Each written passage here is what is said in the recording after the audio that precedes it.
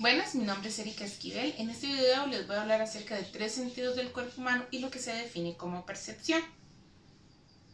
El primer sentido del que les voy a hablar es el sentido del gusto. Es el sentido más robusto del cuerpo humano, ya que contiene 3 nervios que de manera simultánea pueden remitir la señal. El sentido del gusto inicia en lo que son las papilas gustativas que se encuentran en la lengua. Ahí se encuentra gran cantidad de neuronas que se llaman corpúsculos gustativos, que son los receptores especializados del sentido del gusto. Estos corpúsculos gustativos son los sabores que como humanos nosotros percibimos: el dulce, amargo, salado, ácido, umami.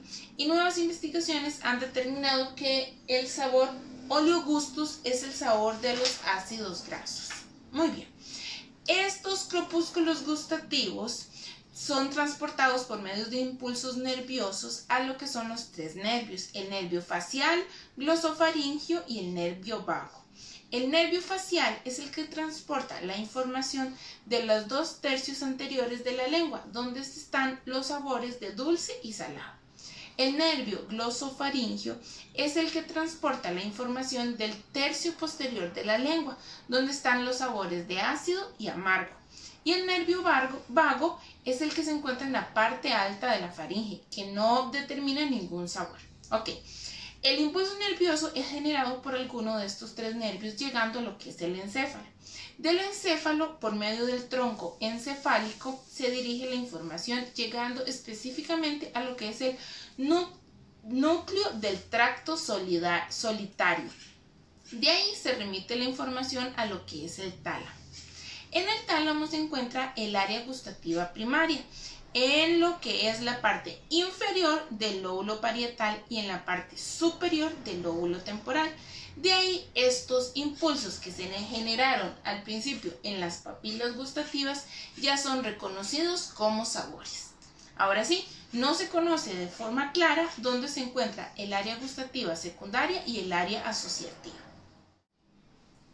También tenemos lo que es el sentido del olfato. Este sentido es importante mencionarles que no pasa por el tálamo, sino que llega directo a lo que es el cerebro. Okay. Es el primer sentido que aparece en lo que es en el embrión y se activa mediante las moléculas odorantes que se encuentran en el aire. Pero ¿cómo llega el olfato hasta el cerebro? Bueno, les voy a explicar.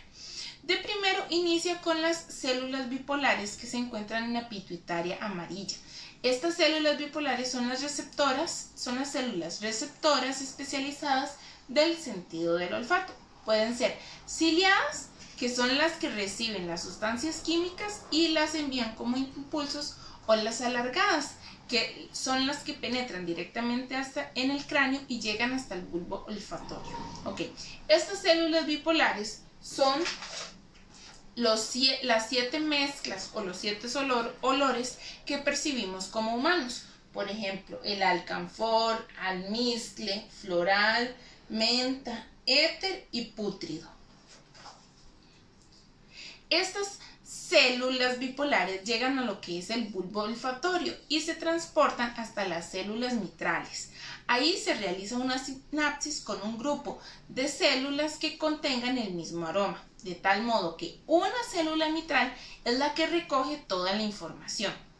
Los axones de las células mitrales se unen y forman lo que es el nervio olfatorio, que se dirige por la base del cráneo hasta llegar al cerebro.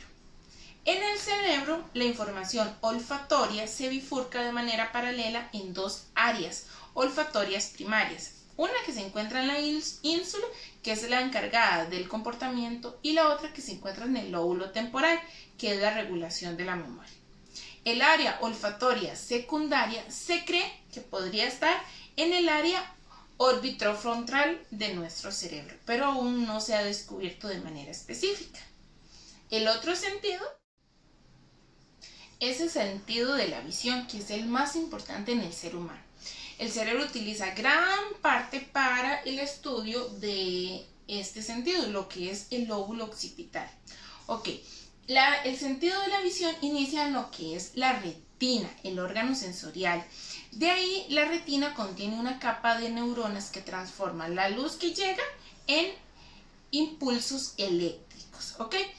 Ahí están los receptores especializados del sentido de la visión, que son los bastones que nivelan la luz y los conos que nivelan los colores. Ellos dos envían los impulsos nerviosos hasta lo que son las células bipolares.